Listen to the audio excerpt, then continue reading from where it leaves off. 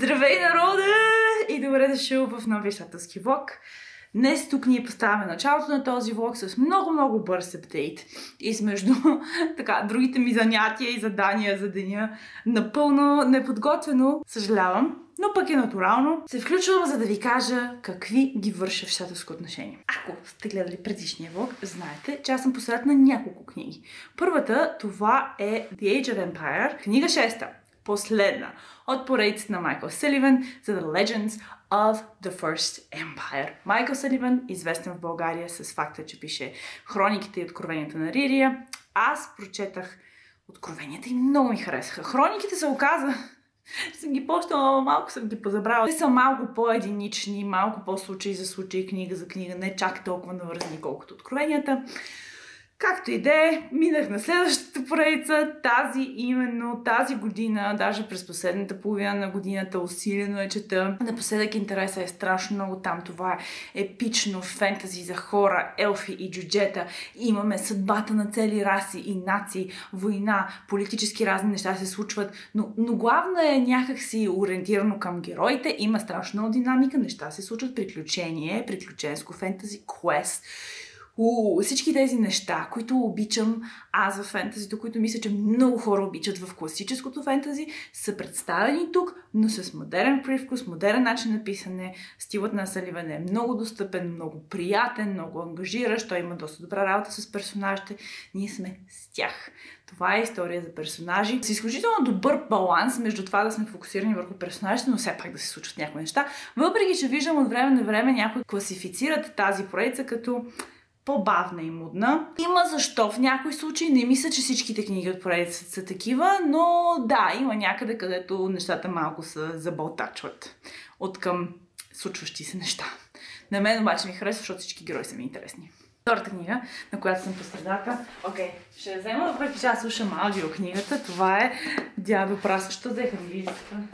Като мога да ви покажа българската. Тази, чието озвучение аз слушам в момента в Storytel. Дядо Прас е традиционна коледна книга за мен, която аз си препрочитам всяка Коледа, откакто съм попаднала на нея през последните няколко години. Мисля, че тази Коледа е петия път, в който я чета. Миналата Коледа препрочетах 2 пъти един след друг. Ненужно е да кажа, че много обичам тази история, много ми харесва, приятна ми е, комфортна ми е, уютно ми е. Караме се чувствам много добре. И може би трябваше да си науча урока от миналата година, че когато искам да ще препрочитам Дядо Прас, трябва да почна на 24 или на 23 декември.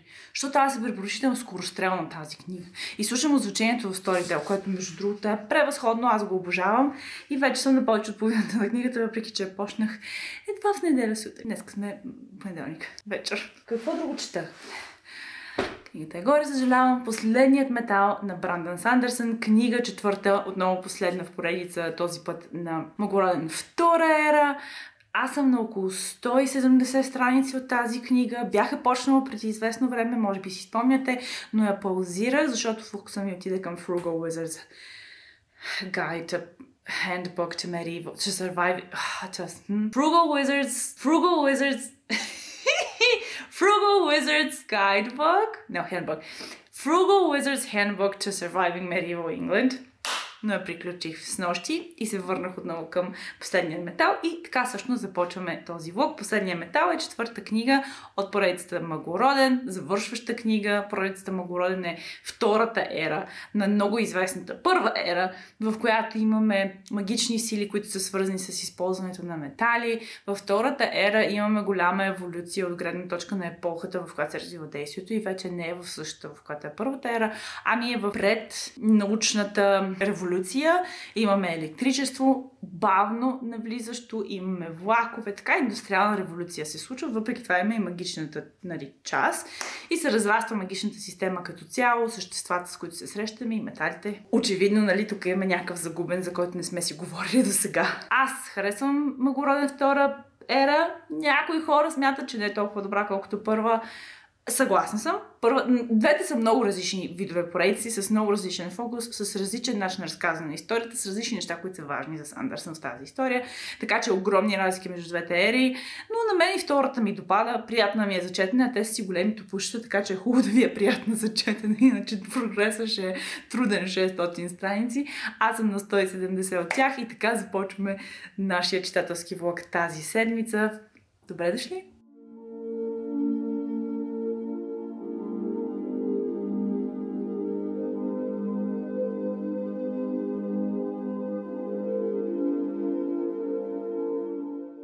Hello. Мина един месец от последният апдейт за този влог.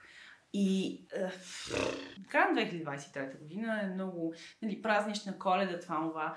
При мен това време означава връщане в града, с голямо изкарване много дни и нощи с семейство и така празнично. Обаче едно от нещата, които неминуемо страдат, е снимането. Не знам защо, аз не се чувствам достатъчно вдъхновена, никога нямам желание да снимам докато съм в града и реших, че влога просто ще остане на страна и следващата седмица ще снимам нещо и тя мина на седмицата. Следващата седмица обаче наистина ще снимам нещо и тя седмицата, нали, пак мина. И така всъщност мина един месец от последният апдейт. Хубавото е, че прочетах няколко книги, за които сега ще ви говоря. Най-седне, тъй като тази книга видях, че съм е започнала още в средата на ноември месец. Завърших Изгубеният метал на Брандън Сандърсън, книга 4 от Мъглороден, втора ера. Завърших я даже на 1 януари или на 2 януари, мисля, че завърших, само за да си знаете, че в момента, в който снимаме това видео, е 11. Изгубеният метал е края на втора ера Мъглороден. Моите впечатления за тази книга, тъй като няма да ви дам резюме, защото е четвърта книга от поредица, тук имаме доста повече герои. Отново си имаме главни три, чието гледни точки следваме, но следваме и някои други. Един от които е Стерис. Стерис, говорих ви за нея в влога, който говори за предишната част на тази поредица. Стерис ми е любимка. Хубаво, че имаше в тази книга. Тя беше причината за удовлетворението ми, четейки я. Тя и Уейн, аз харесвам Уейн, който е другия главен персонаж. За съжаление, всичко е в моята глава. Аз понеже знаех, че тази книга е завършваща. Цялата книга звучеше като последните 2 глави на история. Цялата книга. А това са, 600 страници. 600, да чуете хубаво плякането на страници. 600 страници книжле. Аз я четах с интерес. Определено имаше интерес. Мараси е герой, който може би в тази книга ми хареса малко повече, отколкото за сега ми е харесвала. И Уакс не ме дразнеше. Уакс въобще не ме дразнеше, ме дразнеше в други книги. Тоест, общо взето правихме ги трите героя. Уакс, Уейн и Мараси са трите главни персонажа в тази поредица. Уейн ми е бил любимец от самото начало, Уакс ме дразнеше от самото начало, Мараси беше окей. Кажем, че има еволюция, в която всички ми харесват. Изключение малко на Уейн. Защото с Уейн се случват едни неща в тази книга, които не че не ми харесаха, но малко изменят персонажа. Лекичко в насока, която мен чак толкова не ме радваше. Но я прочетах тази книга, доволна съм, че я прочетах, завършихме втора ера Мъглороден.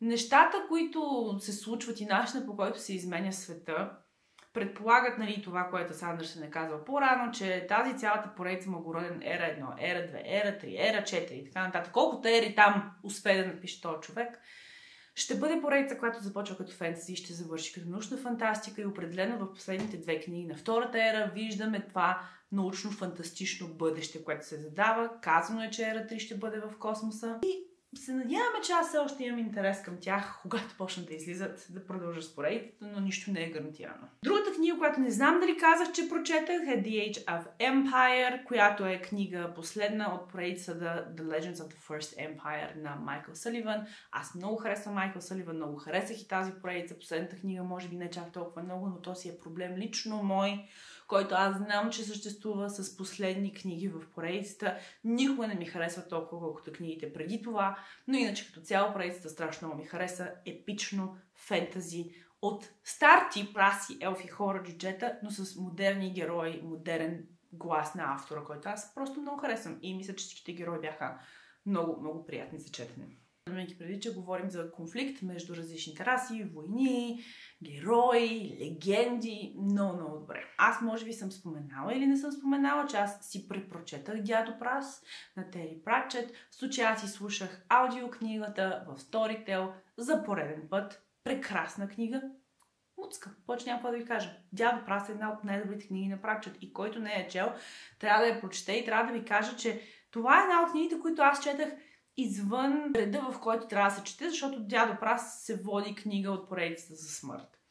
4-та книга, мисля, че в поредицата, ако не се лъжи, или 3-та или 4-та. Но не е задължително да се чели каквото и да било. Дори не е задължително да сте чели друг Пратчет, може да прочете Дядо Прас и се надявам да ви хареса. И понеже бях така на много Тери Пратчетова вълна, реших да препрочета Стражите, защото ми се слушаше аудиото най-вече. И много си ми хареса. Аз харесвам Стражите. И даже това е книга, която мисля, че сега чета за 3-ти път. Или изчетах, защото вече я прочетах за 3-ти път. И всеки следващ път ми харесва все повече и повече. Така че навеждаме на мисълта, че Тери Пратчет ще бъде препрочитан през следващата една година. Да си знаете. И понеже все още бях в Пратчетова вълна, реших да изслушам една нова аудиокнига, която е излезна отново в Storytel. Книгата е сравнително нова по принцип, защото е издадена през 2023 година и се нарича A Stroke of the Pen, The Lost Stories на Тери Пратчет. Това е сборник с кратки разкази, написани от Пратчет, но написани в много ранна част на неговата кариера, когато още не е бил толкова ушлайфан като автор и се виждат едва ли не наченките на други истории, които той по-късно доразвива, една от които, например, е Светът на магията. Има един разказ, който може би и затова беше мой любим разказ, който е The Quest of the Seven Keys. Много яка история, в която за първ път се появява един град, който е наречен Морпорк. И говорим за герои, магиосници, приключения, различни такива ни предизвикателства, квестове за намирането на едни странни магични ключове. Много интересно беше. Като цяло книгата, сборника, имаше някои доста силни. Имаше доста коледни разкази, което беше много подобаво, защото аз ги слушах точно когато се прибирах към града за Коледа. Някои бяха странни от рода на какво ще се случи, ако дядо Коледа реши да си смени професията или ако елфовете обявят стачка и така нататък. Имаше истории за дървета от пари. Много странни неща, точно в пратчетовски стил. Със сигурност не е най-доброто, което е писал, то си му личи. Но хареса ми факта, че успях да намеря някои подходящи историйки и се чувствах всъщност доста добре, слушайки тази книга.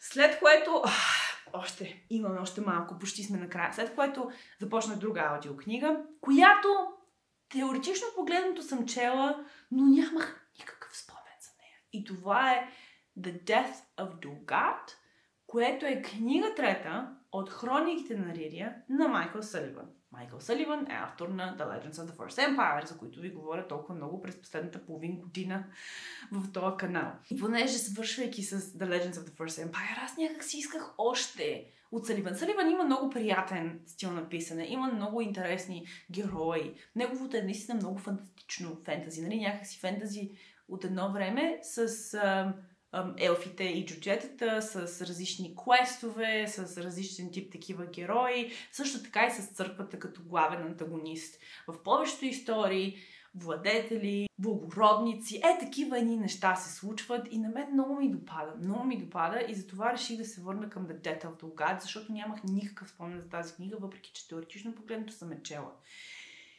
И се радвам, че го направих. Защото я изслушах първо график аудиото, което е в Storytel. Много добро. Аз много си харесвам този начин на слушане на аудиокниги.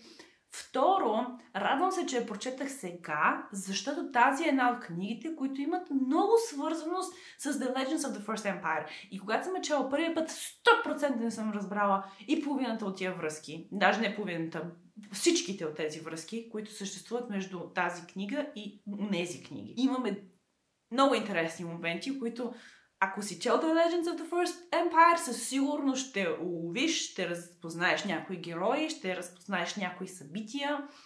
Много беше приятно, много беше интересно, много си харесах тази книга, беше прекрасно изживяване с нея. И за това реших да продължа нататък с хрониките на Ририя, тъй като се оказа, че аз тази поредица не съм завършила. Аз съм чела Откровенията на Ририя, сега вече мога да кажа, че съм прочела The Legends of the First Empire на Ририя. Остават още няколко поредици, които този човек е писал в този свят, защото се оказа, че са много. Има още една трилогия, за която аз дори не знаех, свързана с сина на Неврон, малко по-нататък, която се развива след The First Empire, обаче преди Откровенията и преди Хрониките и Хрониките. Объркана работа. Окей. Ще ви дам малко повече обяснение. Всеки път си гледам тези видеа и се укорявам, че пак супер неясно съм обяснила да е една книга или поредица. Хрониките на Ририя имат двама главни персонажи. Ройс и Ейдриан. Ейдриан е бивш войник, върнал се от войната. Ройс е бивш убиец и крадец. И двамата по някакви странни обстоятелства, няма да обяснявам какви, защото това е идеята на тази поредица, започват да работят заедно. И се наричат Ририя, като тим, отбор, група от така. Това, което те правят те са дневници, които крадат. Тоест някой благородник ги наема да откраднат бижу от друг благородник, за да му натрие носа. Такива неща се случват и разбира се, те се забъркват в много интересни политически схеми, имайки предвид, че работят с благородници. The Death of Dolgar, те са наети от църквата, с която те много не се разбират, обаче пък църквата дава добри пари. Наети са от църквата да отидат в малката територия Долгат, която бъде наследена от Лейди Долгат. Лейди Долгат е много обичана от своите поданици, но някой очевидно се опитва да я убие, защото някакви много странни неща се случват напоследък и църквата наема Ройс и Ейдриан да отидат, да анализират ситуацията и да кажат кои ще са начините, по които тя може да бъде нападната и убита, за да може църквата да предотврати това нещо. И оттам започват много интересни неща, защото Долгат е доста специфично, дори малко магично място, където времето винаги е хубаво, всичко винаги цъфти, всичките плодове, всичките реколти са винаги плодородни, а и самата наследница на Долгат е интересна личност. Понеже ми беше толкова интересна, решавам да си продължа нататък с тези хроники на Ририя, всяка книга захващаща различен случай, по които Ройс и Ейдриан работят. Аз харесвам и двата персонажа, страшно добре направени, много интересни. Сега в момента чета The Disappearance of the Winter's Daughter, която е книга четвърта от хрониките на Ририя. Много добре се чувствам аз с Майкъл Саливан и съм в прекрасно фентези настроение. Освен това, чета и друго нещо. The Black Tongue Thief на Кристофър Бюлман, да кажем, че така се произнася името. В момента съм горе-долу на половината на тази книга. Историята е доста интересна, а книгата е много странна. Историята в думи е, че имаме Кинч на Шанак, не се базикам това му името, който дължи доста голяма сума пари на гилдията на крадците, от които той е получил своето образование като крадец, джипчия и така нататък. За да изплати този дълг, той се опитва, употребявайки занаята си, да събере сума пари. И така той се озвава в една банда от трябва да кажеш улични крадци, но те не са улични крадци, а са горски. Нали се сещате? От тези, които причакват мотни пътници в гората, нападат ги и им отнемат всичко, що има. И така се случва и този път. Нападат самотен пътник, който се оказва жена и не само жена, ами изключително добър войн, който ги разбива на парчета. И оттам нататък почва приключението на Кинч, който се запознава с жената войн и става нейн спътник. Повече няма да обяснявам. На мен така ми беше обяснена тази книга. Аз имах едни идеи за нея, но почвайки да чета, нещата се развиват доста различно. Нещо, което трябва да кажа, е, че тази книга е... Аз ако знаех, че ще е такава, може би нямаше да я захвана. Кристофър Бюлман е хорър автор. На ужаси автор.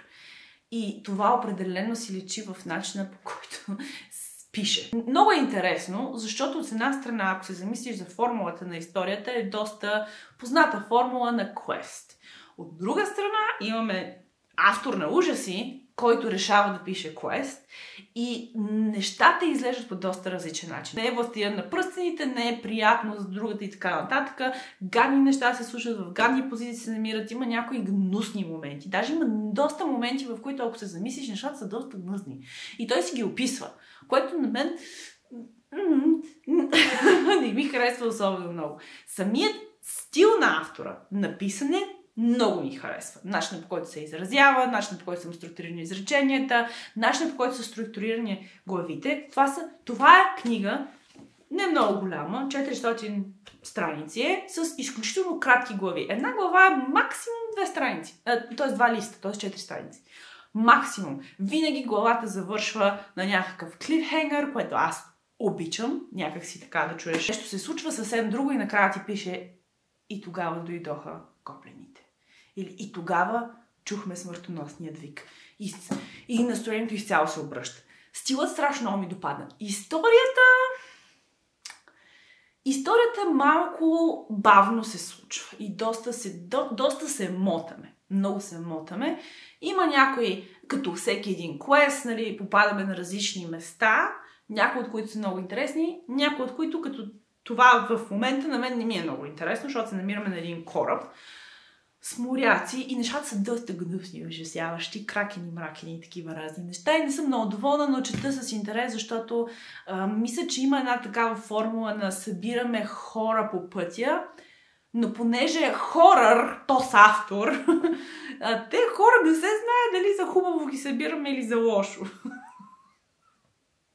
Не знам. Някак си от една страна много ми напомня на Nettle and Bone, защото и там имаше и такива хорър нотки, обаче хорър нотките бяха по-скоро атмосферата, тягостното усещане, докато тук с Кристофър Пилман хорър нотките са просто в нещата, които хората правят, нещата, които казват и нещата, които автор описва. Нали, малко гнусна черна работа. Буквално черна, защото езика на главния ни герой е черен. Малко че ми присъхна гърлото, толкова много обяснение. На това дередже сме хора в момента. Това чета аз в момента.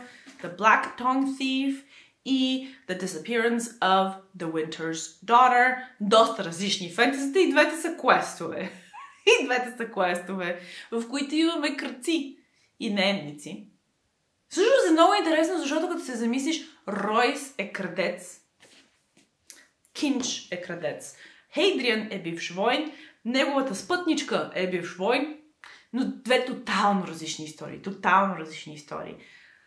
Кръци, приключения, това е. Надявам се, че не съм ви доскучала прекалено много с този доклад, който изнесах относно книгите, които чета, но за да продължим по-нататък с шателските влогове, нали, трябваше някакси да завърша този. Благодаря, че гледахте това видео. Ако сте докарали до края, може да пишете долу в коментарите какво щете ви в момента, как на вас ви се отразиха коледните и новогодишни празници. А аз от тук насетне обещавам, че ще се постарая другите влогове да бъдат малко по-интересни и не чак толкова като доклад прочетах това. И се надявам да се видим отново следващия.